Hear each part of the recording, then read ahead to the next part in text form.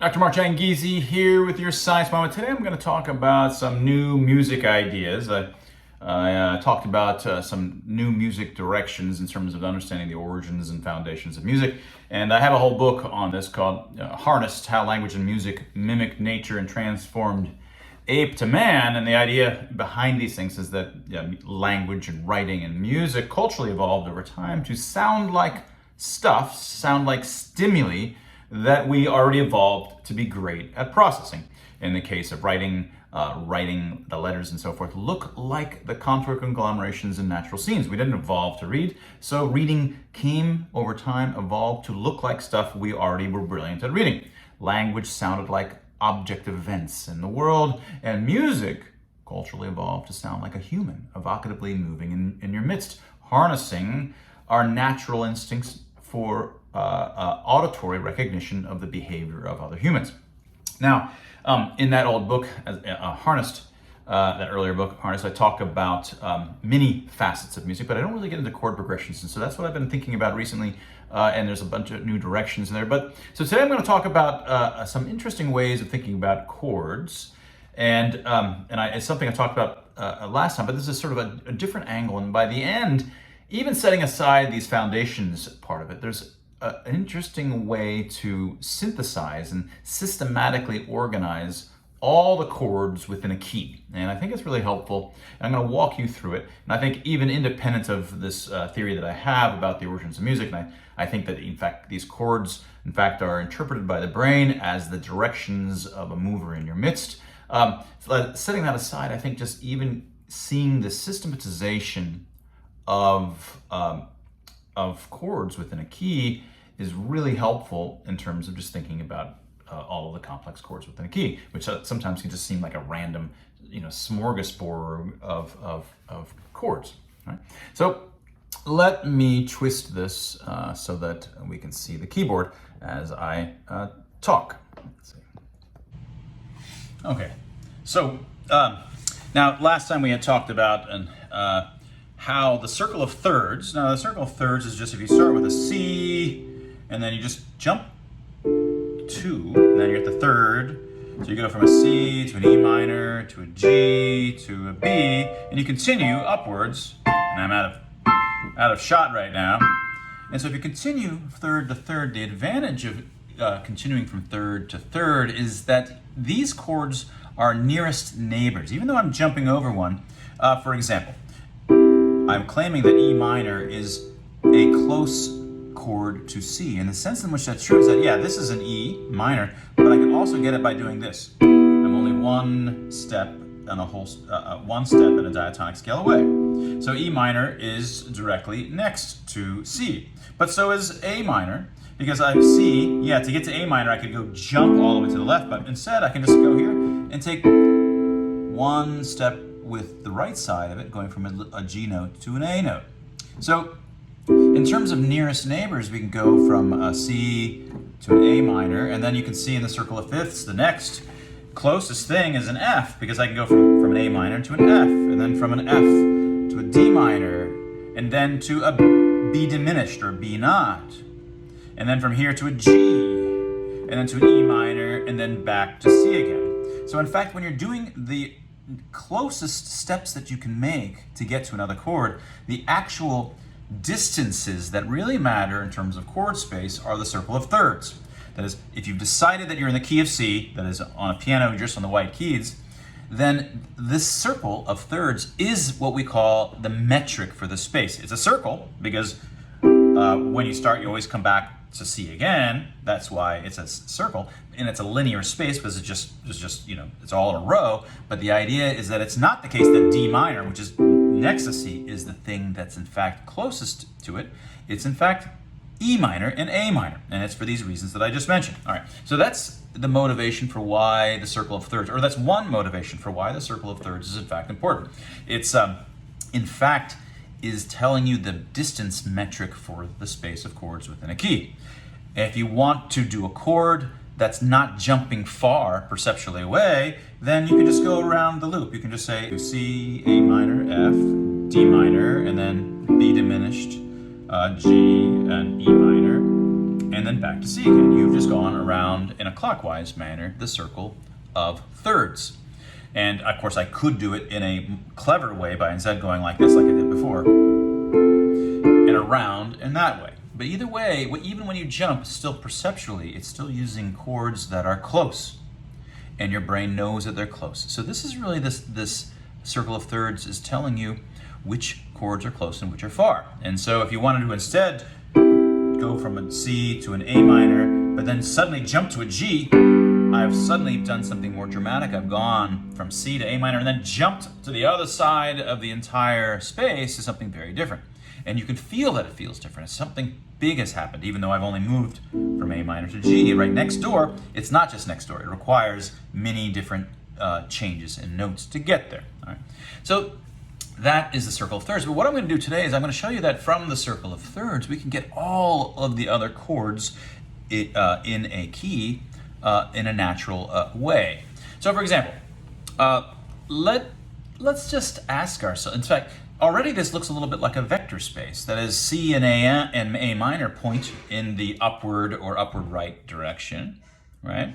So they point it roughly in that direction. You might ask yourself, well, if I was to add those two vectors, let's think about them as vectors. If I add those two vectors, well, maybe what it means to add a vector in terms of a chord, treating chords as vectors, is just that whatever the notes that are in C, which is this, C, E, and G, and whatever notes that are in A minor, which is this, well, it's just whatever the sum of all those notes are, which is just, and that is an A minor 7.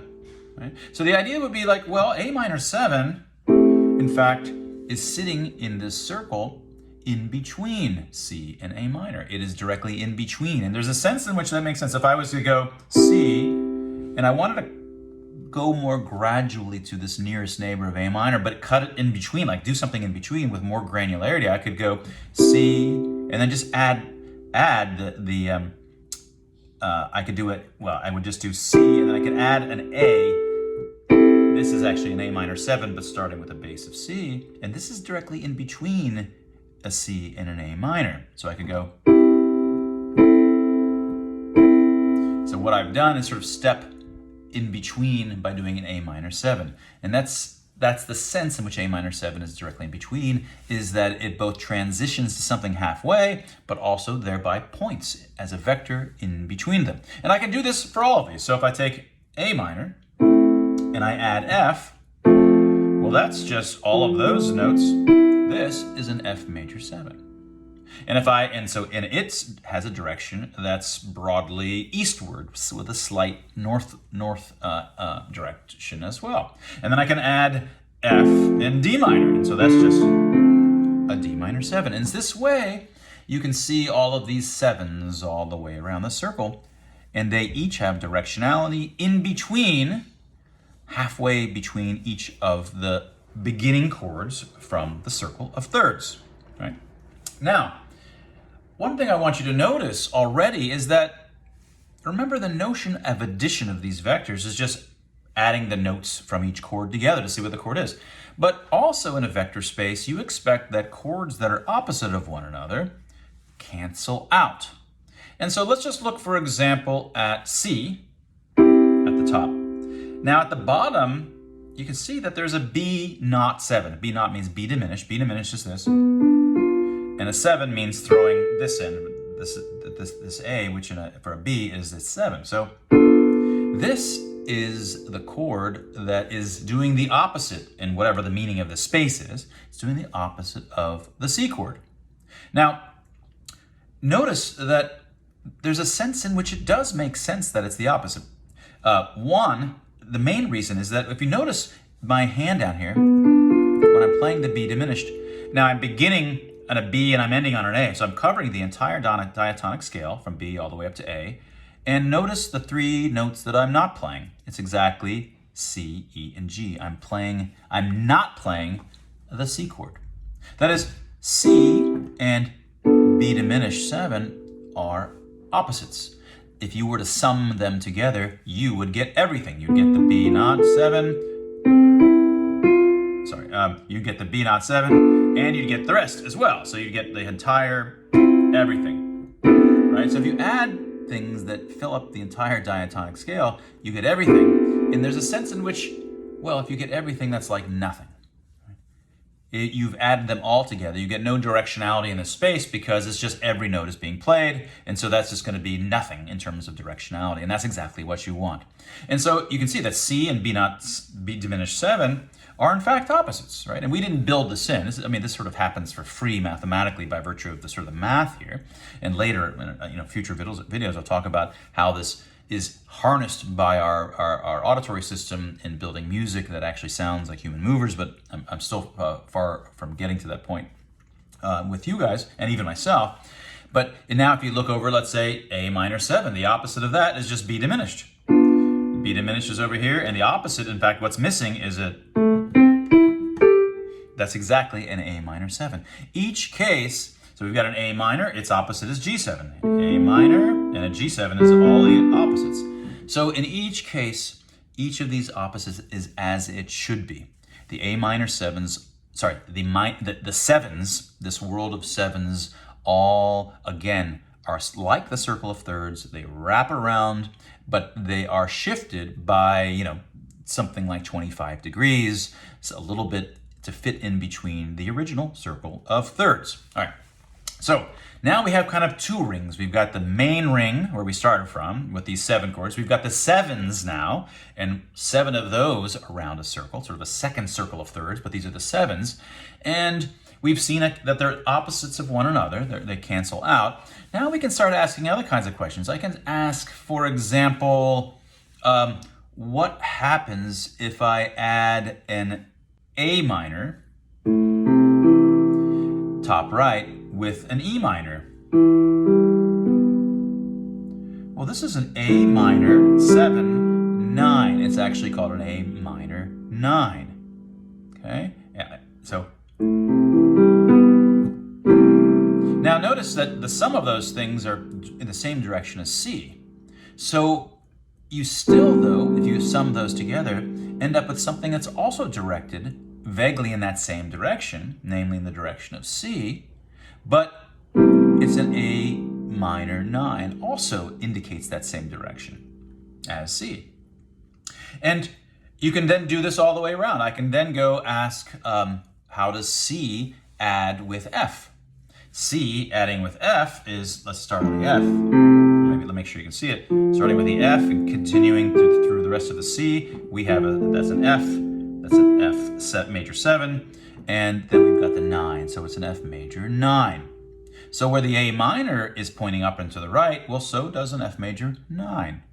And it's due to the fact, well, that C plus F just gives you those notes, so it has to point in that direction, just as A minor does. And you can do this all the way around the circle, and you get all of these 9s, all in these various same spots as were the original chords.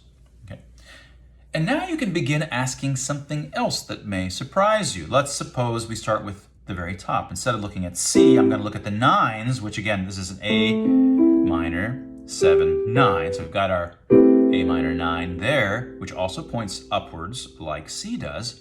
But now I can ask, well, remember that the thing opposite in the space has to be such that when it adds to the thing, it equals 0. So whatever's on the opposite side, in addition to it being a B diminished 7 down there at the bottom, then whatever this is not playing has to also be down there. So if we start from here, we've got A. What's missing? If you just look at what's missing, well, this B over here means that one's actually hit. And the whole scale is just going from A to this G, and so we just forget about this part. The only things that are still not hit are a D and an F. And so you can put that at the bottom of this circle of thirds diagram. And what that means is that the chord with just DF, it's like just a pair, it's not really a proper chord in the sense, is the opposite of an A minor 9. So are opposites in the formal sense that we're using these terms in the space. When you add an A minor 9 to the DF pair, then you get everything, right? You get everything, which is nothing. It provides no directionality, and so that makes sense. So that means DF, just the pair, the chord of just the minimal chord of just D and F, is in this space opposite that of A minor 9, which is opposite that of the chord C. And in this same way, you can go to each of the 9s that we already talked about, and you can go to the opposite side and you say, okay, the F major 9 at the top right that we already talked about, well, the only 2 notes it's missing, when you work that out, the only 2 notes that it's missing are a B and a D. Those 2. Those must be in whatever the space means, right? Means it's in the opposite direction as an F major 9.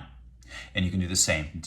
A D minor 9, the opposite of GB, and so forth. So around the space, now you also have a circle of thirds, but in terms not of 9s, well, sorry, not the original ones, not the 7s, not the 9s, but 2-note chords, little just pairs. And they're also a circle of thirds in the sense that, well, if I started at the top right with C and E, and I moved rightward or clockwise in the space, then the next is A and C, F, A, D, F, B and D, G and B, E and G, and then I'd be back to C and E again.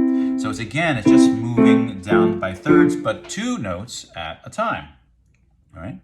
So, but interestingly, the nice thing is that this circle of thirds ends up with a different loop depending upon the size. You end up with a loop with 3 notes per chord, the first one we showed you, and then it turns out, well, there's all the 7s are there too. They've got 4 notes out of the 7 possible, and they're distributed around, but in between, and then we realize, well, actually, there's also all the 9s, and they're distributed in the same way around the circle as the first chords were, but there has to be the opposites of all those, and that's the pairs, and they are distributed by thirds around the circle as well. And playing the same game, we still have 2 more steps, because now we can ask, what happens if we add the 9s? So at the 9s, at the very top, we've got the A minor 9, and then to the right, we've got an F major 9. Well, we can add those together. So if we add the A minor 9 with the F major 9, so we've got the F major 9, and then the A minor 9 is already in there. Well, this note is actually an F major 11. So the sum of those 2 9s in the sort of upper upright actually add to an F major 11. And again, you can play this game. You can go all the way around the circle, and the next 2 9s, the F major 9 and the D minor 9, add to the direction of a D minor 11. And these 11s are in the same parts of the space as were the 7s. They're all interspersed in between the original chords, just as the 7s were. So as you move around the space, you can see all of the 11s are now there.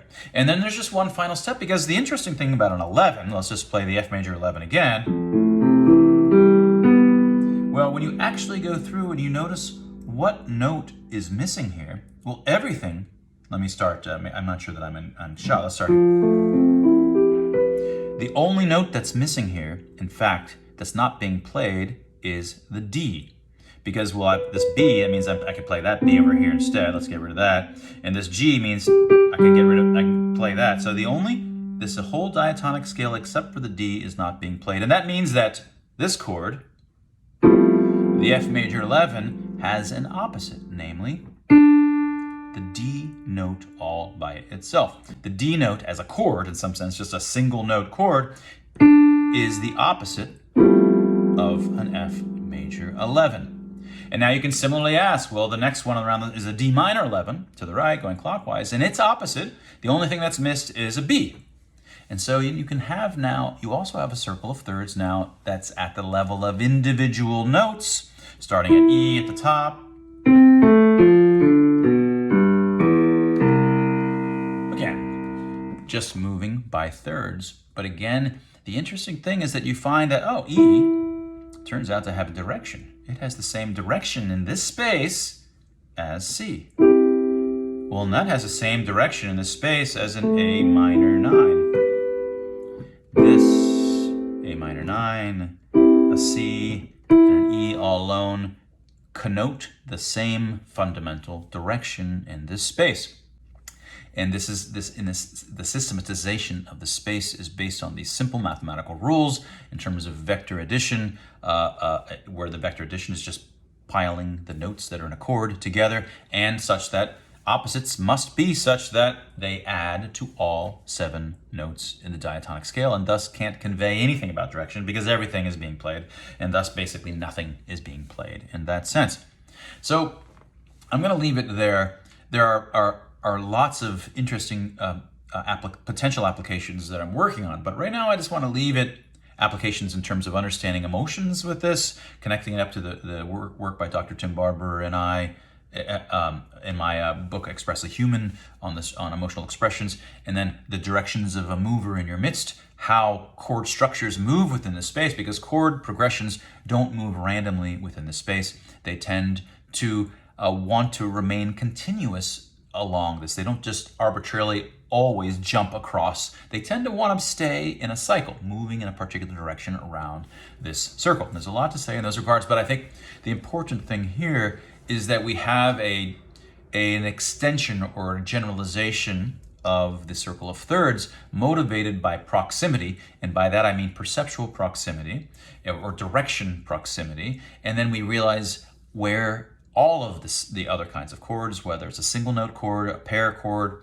the regular old chords that we started with, the 7s, the 9s, or 11s, where they are in terms of their proximity to the other kinds of chords of these varying sizes in this space. And this space, I think, is ultimately the space that matters in terms of how close things are to other chords and what they mean to us. Now, obviously, in addition to direction, one obvious difference, a single note of E, well, something is quite different between it, even though it's pointing in the same direction, as a C, which is still different than an A minor 9.